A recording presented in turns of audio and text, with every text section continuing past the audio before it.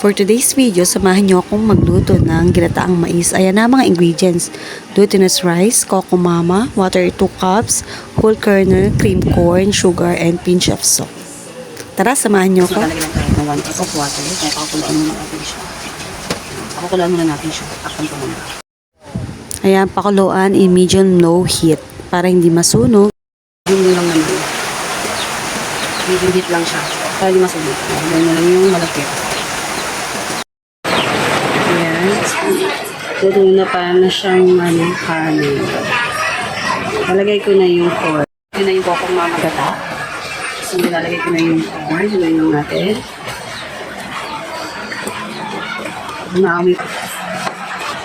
Ayan, nilagay ko na rin yung whole kernel. Whole corn.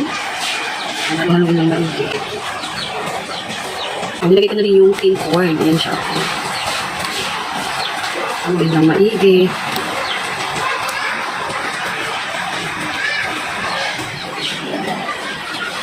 Creamy.